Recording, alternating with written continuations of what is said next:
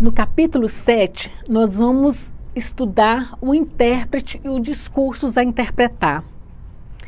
O intérprete é aquele que interpreta a mensagem de forma precisa e apropriada de uma língua para permitir que a comunicação aconteça entre pessoas que não usam a mesma língua.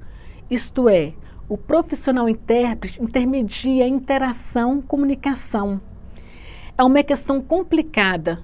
Os poucos treinamentos de profissionais intérpretes constituem-se de exercício de tradução e interpretação da fala para sinais e vice-versa, e discussões sobre técnicas de processamento de informação. O foco está no vocabulário e nas frases. Decisões sobre significados estão baseadas nas palavras. Pensa-se no intérprete como um reprodutor de texto, sinais, palavras, sentenças. Os falantes jogam papel principal neste caso e os ouvintes são anônimos. A ideia é de que o papel do intérprete deve ser secundário.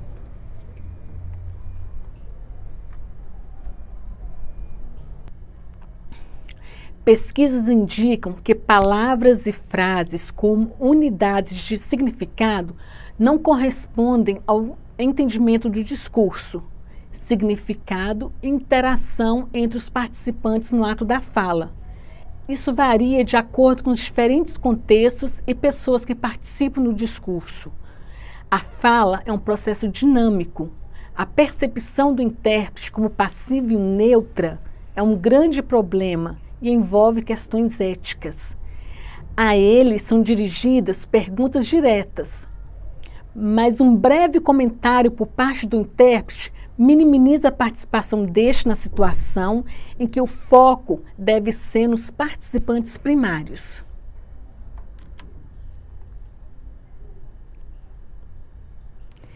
A perspectiva da interpretação é de uma unidade interativa dinâmica. Os participantes determinam a cada minuto o significado de alguma coisa que é dita. Envolve um ato interpretativo baseado na experiência dos participantes em situações similares, bem como conhecimento gramatical e lexical.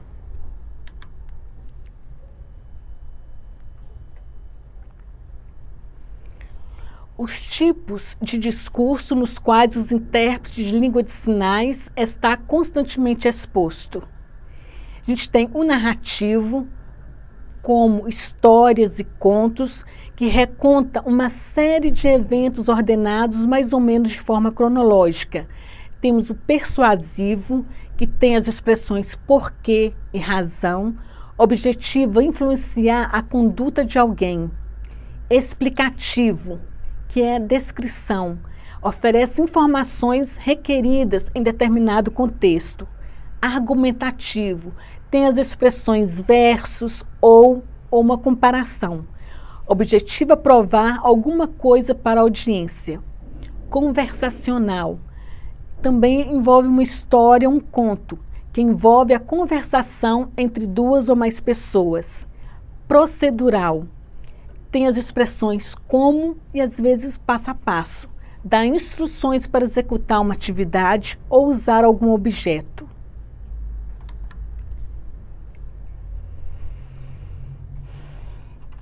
Capítulo 8, a gente vai ver os contrastes entre a língua brasileira de sinais e a língua portuguesa. A linguística contrastiva caracteriza-se pela comparação entre duas ou mais línguas, quanto ao nível fonológico, semântico, pragmático, morfológico e sintático.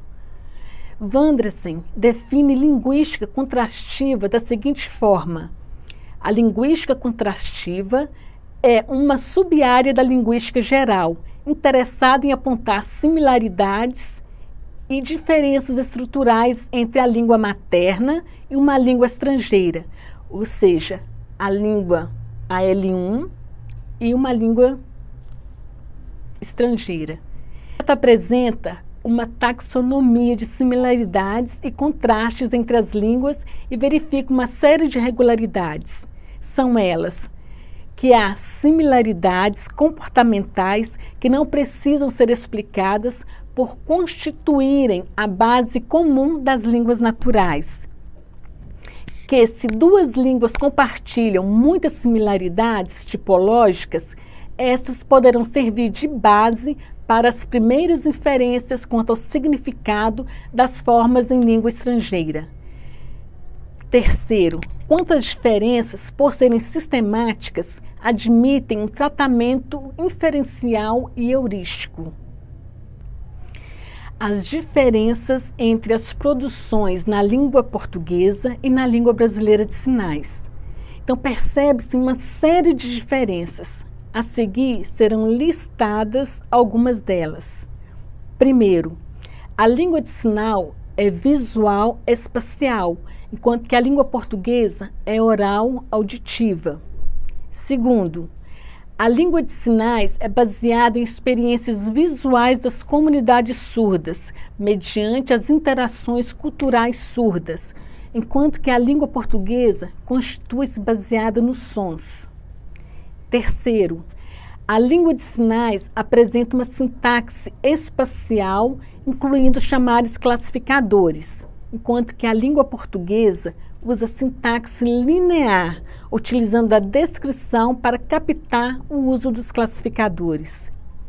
Quarto, a língua de sinais utiliza a estrutura tópico-comentário, enquanto que a língua portuguesa evita esse tipo de construção. 5. A língua de sinais utiliza a estrutura do foco, através da repetição sistemática. Este processo não é comum na língua portuguesa.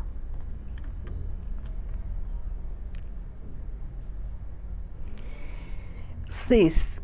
A língua de sinais utiliza as referências anáforas através dos pontos estabelecidos no espaço, que exclui ambiguidades que são possíveis na língua portuguesa.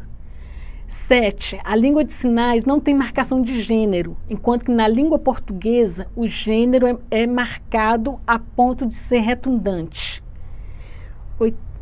Número 8. A língua de sinais atribui um valor gramatical às expressões faciais. Este fator não é considerado como relevante na língua portuguesa, apesar de poder ser substituída pela prosódia. 9. Coisas que são ditas nas línguas de sinais não são ditas usando o mesmo tipo de construção gramatical na língua portuguesa. Assim, tem vez que uma grande frase é necessária para dizer poucas palavras em uma outra língua. 9. Coisas que são ditas nas línguas de sinais não são ditas usando o mesmo tipo de construção gramatical na língua portuguesa. Assim, tem vezes que uma grande frase é necessária para dizer poucas palavras em uma ou outra língua. 10. A escrita da língua de sinais, ela não é alfabética.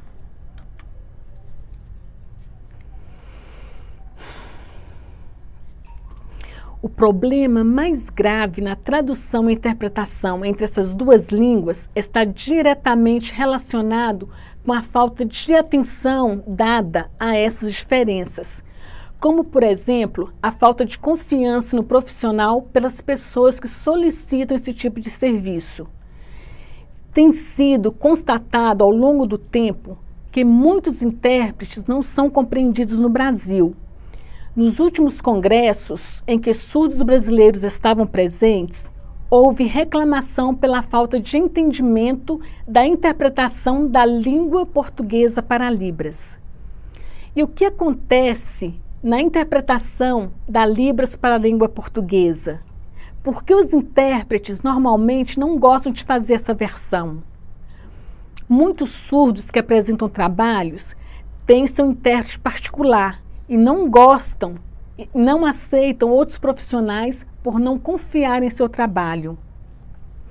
É fundamental que o intérprete reveja o seu processo de aquisição da língua de sinais e reflita sobre qual é o seu desempenho na tradução e interpretação de uma para outra língua.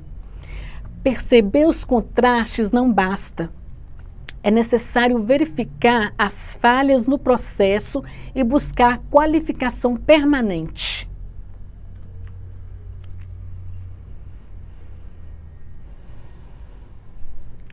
O intérprete da língua de sinais no Brasil é um profissional com carreira promissora, considerando as conquistas em nível legal, o contexto sócio-histórico e o momento político atual. Pode-se projetar um futuro brilhante para os futuros profissionais desta área. Há vários cursos de capacitação sendo ministrados em diferentes pontos do Brasil. Cursos sequenciais, ou seja, cursos de formação em nível superior com duração de 2 e 2 anos e meio.